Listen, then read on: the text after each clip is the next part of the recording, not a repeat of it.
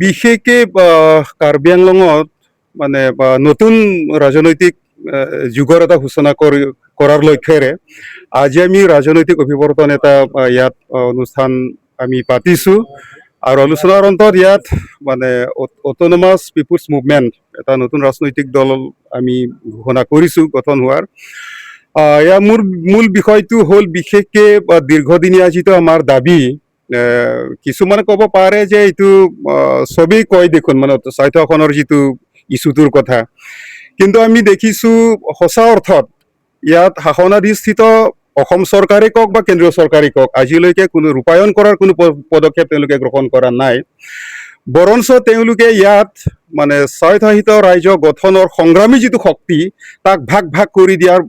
মানে ষড়যন্ত্ৰহে তেওঁলোকে ৰচনা কৰা আমি দেখা পাইছোঁ গতিকে এই গোটেই দৃষ্টিভংগীবিলাক আমি লৈ পেলাই নতুন এটা ৰাজনৈতিক ইয়াত প্ৰগতিশীল ৰাজনৈতিক ধাৰা সৃষ্টি কৰাৰ জৰিয়তে নতুন এটা কাৰ্বি আংলং গঠন কৰাৰ আমি মত পোষণ কৰোঁ আৰু বিশেষকৈ আমাৰ লক্ষ্যটো হ'ব যে বৰ্তমান বিজেপিৰ শাসনৰ অধীনত যিমানখিনি দুৰ্নীতি হৈছে ইয়াত ৰাইজকতো সম্পূৰ্ণ দুখীয়া কৰি দিছে তেওঁলোকে না খাওঁগা না খানে দুংগা শ্লোগান এইবিলাক মানে মিছা সবকা সাথ সবকা বিকাশ এইবিলাক মানে ভুৱা মানে কথা এইবিলাক আমি দেখিছোঁ যে বিজেপি কা সাথ CM কা বিকাশ হোৱা বিজেপি কা সাথ EM কা বিকাশ তাৰ বাহিৰে ৰাইজৰতো কোনো বিকাশ হোৱা নাই ৰাইজৰ কোনো বিকাশ হোৱা নাই গতিকে বিজেপিৰ আমূলত হোৱা দুৰ্নীতি আমাৰ মূল মানে কাৰ্যসূচীৰ ইছ্যু হ'ব ইয়াৰ উপৰিও আন্তঃৰাজ্যিক আৰু মানে আন্তঃজিলা যিটো সমস্যা 1951 চনত আমাৰ জিলা গঠন হোৱা সত্ত্বেও আজিলৈকে কিছুমানে ক'ব খোজে যে কাৰ্বি আংলঙৰ সীমাবিলাক এতিয়াও মানে বিবাদমান হৈ আছে এইটো আমি কেতিয়াও মানিব নোৱাৰোঁ গতিকে এইটো সুযোগ লৈছে বিশেষ Karbi Anglong autonomous council team Karbi আংলঙৰ দুৰ্বলতাৰ কাৰণেহে তেওঁলোকে এই কথাখিনি ক'বলৈ সুবিধা পাইছে গোটেই সুবিধাখিনি আমি দিব নোৱাৰোঁ গতিকে 51ৰ যিটো গঠন হৈছে আমাৰ মানে ভৌগোলিক যিটো চাৰিসীমা এইটো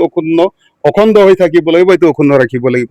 ইয়াৰ লগতে ধৰক PGRৰ ইছ্যুটো আছে অসম চৰকাৰে বাৰে বাৰে মুখ্যমন্ত্ৰী নিজেই কৈছে যে ইভিকশ্যন কৰাৰ কথা কিন্তু তেওঁলোকে আমাক প্ৰতিশ্ৰুতি দি পেলাই আজিলৈকে কিয় মানে তেওঁৰ প্ৰতিশ্ৰুতি পালন কৰা নাই গতিকে এই ইছ্যুবিলাকেই হ'ব তাৰপিছত দুৰ্নীতিৰ ইছ্যুবিলাকো আছেই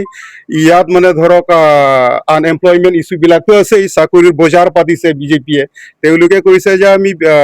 বিনা টকাত চাকৰিবিলাক দিছোঁ বুলি কয় কিন্তু সেইটো কেতিয়াও হয়তো নহয় গতিকে ইছ্যুবিলাক লৈ পেলাই আমি ভৱিষ্যতৰ কাৰ্যপন্থাবিলাক আমি গ্ৰহণ কৰিম নিশ্চয় এইটো আমি গোটেইবিলাক লক্ষ্য কৰিছোঁ গোটেই কথাবিলাক চিন্তা কৰি পেলাই আমি নতুন এটা পাৰ্টি গঠন কৰিছোঁ নামটো আপোনালোকে গোটেইবিলাক গম পাইছে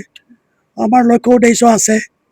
আৰু বৰ্তমান যি হয় দল সংগঠনবিলাকতো আছে দলবিলাক আছে ইয়াত তথাকথিত যিহেতু ৰিজনেল পাৰ্টিবিলাক আছে আঞ্চলিক শক্তিবিলাক আছে দল আছে আমি লক্ষ্য কৰিছোঁ তেওঁলোকে যেনেধৰণে সমস্যাবিলাক চৰকাৰৰ ওচৰত সজোৰে উপস্থাপন কৰিব পাৰিব লাগিছিলে আন্দোলনটোক তেওঁলোকে আন্দোলনমুখী কৰিব পাৰিব লাগিছিলে এইবিলাক ক্ষেত্ৰত মইতো কিছু নাটনি দেখিছোঁ আমি তেওঁলোকৰ যিটো প্লেনিং যিটো পলিচি যিটো কৌশল আমি নাটনিটো দেখিছোঁ এইকাৰণে ভাবিছোঁ যে আমি নতুনকৈ আমি যিটো পাৰ্টি আমি গঠন কৰিছোঁ এই গোটেইবিলাক চালি জাৰি পেলাই আমি এটা সংগ্ৰামী এটা দল হিচাপে হেৰি কৰিছোঁ আৰু সংগ্ৰামী পন্থাৰে এই গোটেইবিলাক আমি মোকাবিলা কৰিব বিচাৰিছোঁ তেওঁলোকে আমি ক'ব লাগিব যে আপোচ হ'লে নহ'ব গতিকে আমি এটা আপোচহীন এটা সংগ্ৰাম চলাম অট'নমাছ ষ্টেট ক্ষেত্ৰতেই হওক দুৰ্নীতিৰ ক্ষেত্ৰতেই হওক আৰু সীমা যিটো সমস্যাই হওক বা PGR সমস্যাই হওক দুৰ্নীতিৰ কথাই হওক গোটেই আনকম্প্ৰমাইজিং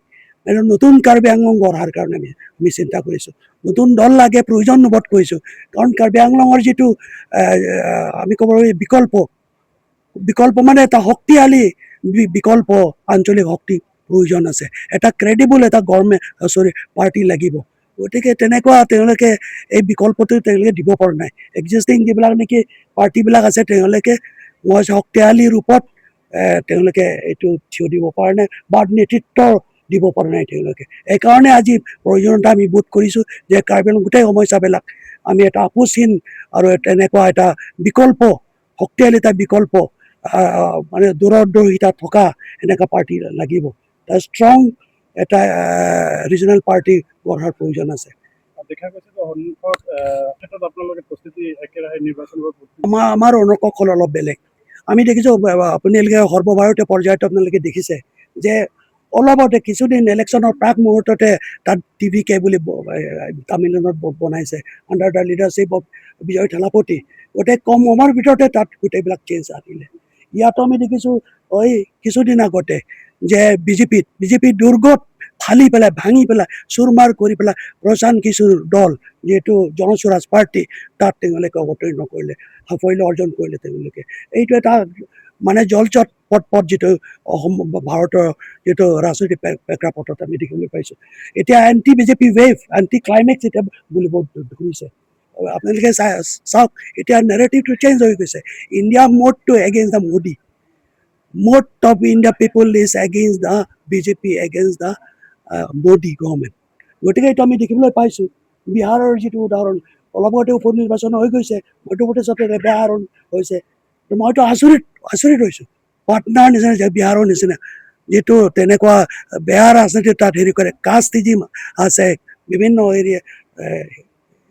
হেৰিবিলাক আছে, কেলকুলেশ্যনবিলাক আছে ইলেকশ্যনৰ হেৰি। কিন্তু এবাৰ তেওঁলোকে গোটেইবিলাক ভাঙি পেলাই যে উঠি আহিলে, মানে নতুন এখেতে ডাইৰেক্ট চিফ মিনিষ্টাৰৰ লগত চেলেঞ্জ কৰিছে। এটা বোলে অৰ্হতা নথকা এজন চিফ মিনিষ্টাৰ, ইজ আনএডুকেটেড, এজন মেট্ৰিক ফেইল কৰা মানুহ, এজন ক্ৰিমিনেল মানুহ, গতিকে তাক হটাব লাগিব। গতিকে directly he challenge against the chief minister. তাৰ কাৰণে সি সাফল্য অৰ্জন কৰে। ইয়াত বহুত দুৰ্নীতি হৈ আছে, হাজাৰ কোটি কেলেংকাৰী। আজি আমাৰ মালিক আজি বিলিয়নাৰ হৈ গ'ল কাৰ্বি আংলঙত। কাউন্সিলৰ আপোনালোকে যাওক, কি অৱস্থা তাত, কাম পায় না কি পায়, না চাকৰি পায়, না কণ্ট্ৰেক্ট পায়, না কি পায়। গতিকে ৰাইজে এতিয়া এই কাউন্সিল যিটো বৰ্তমান যিটো চৰকাৰৰ ওপৰত বিৰক্তি লাগি গৈছে মানুহ। Peoples want change in Karbi Anglong. গতিকে 2027 আমি বদলিম, আমি চেঞ্জ আনিম। গতিকে এইটো পাৰিব অকল APM পাৰিব। মইতো এটাই কৈছোঁ, আমাৰ কনফিডেন্স আছে, we have a confidence we can defeat the BJP in the next coming election. ৰাষ্ট্ৰীয় দল দুটাই আছে কথা জনাম। আৰু আমি কৈছোঁ যে যিবিলাক নেকি বৰ্তমান যিহেতু আঞ্চলিক দলবিলাক আছে, যিবিলাক নেকি তেওঁলোকে প্ৰতনুই বুলি কয়, গোটেই তেওঁলোকৰ লগত আমি আলোচনা কৰিম। এটা বহল ভিত্তিত আমি কাম কৰিবলৈ ভাল এটা গ্ৰেটাৰ ইউনিটিৰ কাৰণে আমি নিশ্চয় আমি প্ৰচেষ্টা চলাম।